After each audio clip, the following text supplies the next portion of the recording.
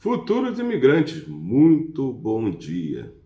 Eu juro para vocês que eu estava me planejando para fazer um vídeo elogiando São Paulo, né? Afinal de contas, a entrega do login e senha deu uma andada assim muito bacana, né? Eles aceleraram bastante essa parte. E isso daí com certeza vai dar algum impacto positivo e a gente vai ver no final das contas aí processos finalizando com mais velocidade. Então, assim, a minha ideia absolutamente era falar bem de São Paulo. Porém, veio o dia de ontem. E aí tudo aquilo que eu imaginei caiu por terra. São Paulo efetivamente é o lugar mais problemático por N motivos, por N motivos. A competência consular de São Paulo está no local que recebeu mais imigrantes europeus. Então, assim, inegavelmente, muitos descendentes estão vinculados naquela região. Além disso, São Paulo também é um lugar de imigração dentro do Brasil. Muitos brasileiros nascidos em outros lugares vão a São Paulo fazer a vida de trabalho, de família e por ali acabam se prendendo pela competência da residência para fazer o seu trâmite.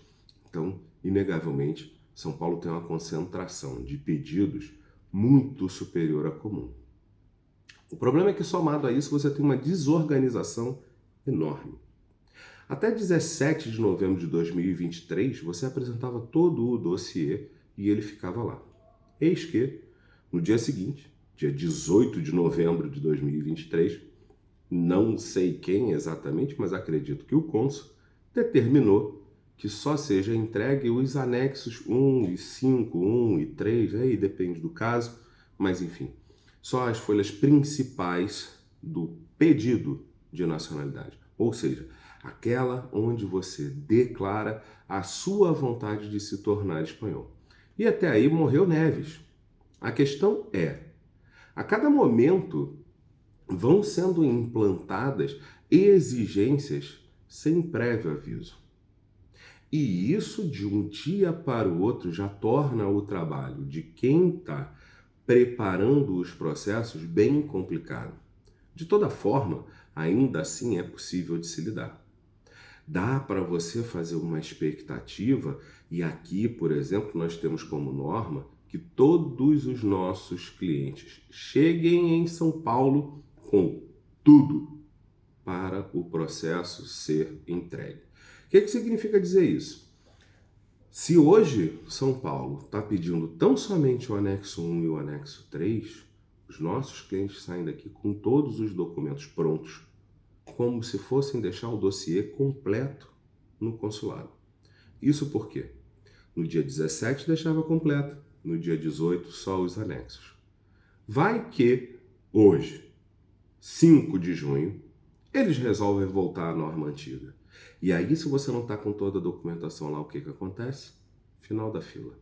Pedir novamente login, esperar novamente login, entrar novamente no sistema de cita, fazer a nova marcação e voltar lá. E outra, todos os documentos correm o risco de perder validade. Por quê?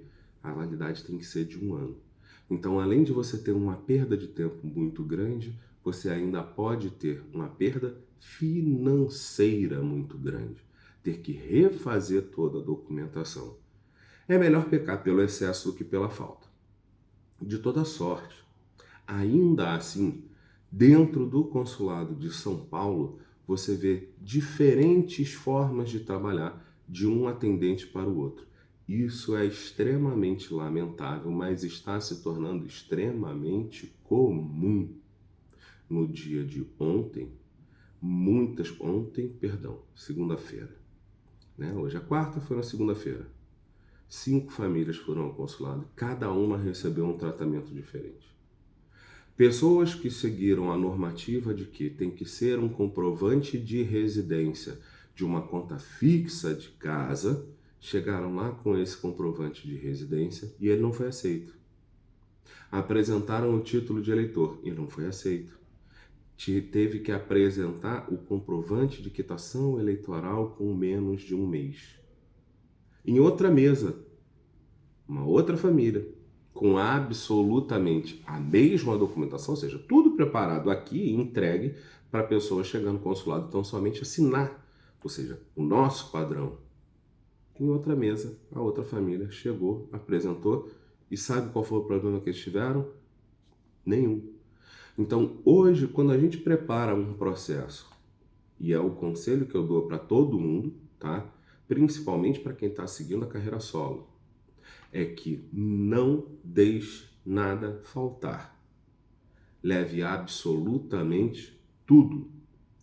Se vai voltar com os documentos para casa para depois mandar por correio ordinário, certificado, qualquer coisa, tudo bem. Pior vai ser se mudar a regra novamente e chegar no consulado e não puder protocolar e perder o agendamento. Isso com certeza vai ser um dano muito maior. Levar certidões para passear no consulado e voltar do passeio com elas para casa, não vai ter problema nenhum. Então leve documentos a mais. Uma outra coisa também, um outro apontamento que foi feito é de uma senhora que fez o pedido para poder transmitir aos seus filhos. Uma neta fazendo o pedido de nacionalidade para dar o direito de nacionalidade aos seus filhos. E ela não recebeu o número de protocolo. Ficou incomodada, mas o assédio de anda, rápido, vamos lá, já tá tudo aí, já assinou, tchau, vai embora, foi tão grande que ela não teve, digamos assim, a perspicácia de exigir um número de protocolo para passar para os filhos. Então agora, assim, como São Paulo, novamente, né, ou São Paulo, ou uma pessoa do atendimento de São Paulo, criou um padrão próprio, agora a gente vai ter que fazer uma reclamação ao consulado para pedir um número de protocolo dela para que os filhos possam fazer o pedido ainda dentro do prazo da lei. Porque se eles forem aguardar sair a certidão de nascimento da mãe para fazer, não vão fazer. Isso é fato. Então, todo cuidado com São Paulo é muito pouco. Precisa de ter mais um pouquinho de cuidado. Uma outra coisa que também está se tornando muito comum é que os filhos de espanhóis que estão agora se interessando por fazer a nacionalidade estão encontrando um problema terrível para conseguir o login e senha para o registro civil. São Paulo não está entregando login e senha para citas do registro civil, ou seja, para pedido de nacionalidade de filhos a ninguém. Ninguém. Então, todos os filhos que estão na competência de São Paulo estão com tudo pronto, jogados ao léu, sem poder dar sequência. Um procedimento que é muito mais fácil, muito mais simplório, muito mais tranquilo, menos burocrático, mas está sendo bloqueado pelo consulado. Então a turma que vai para São Paulo tem que ter um cuidado a mais. Tem que ter mais atenção do que aquilo que é o comum e não tem como pegar, por exemplo, o que acontece em Brasília, o que acontece em Salvador, no Rio, em Porto Alegre, e dizer, não, se lá foi assim, em São Paulo vai ser também, porque não é o caso. É uma cidadania que vale esse esforço. Ser espanhol tem benefícios que vão muito além de ser hoje o passaporte número 1 do mundo, né? O passaporte espanhol ocupa a primeira posição junto com outros 5 países. Mas ser espanhol tem benefícios que os brasileiros nunca imaginaram. E absolutamente no Brasil não vão ter acesso. Vale o esforço, mas tem que estar muito, muito preparado para enfrentar uma burocracia e uma desorganização, principalmente para quem for de São Paulo.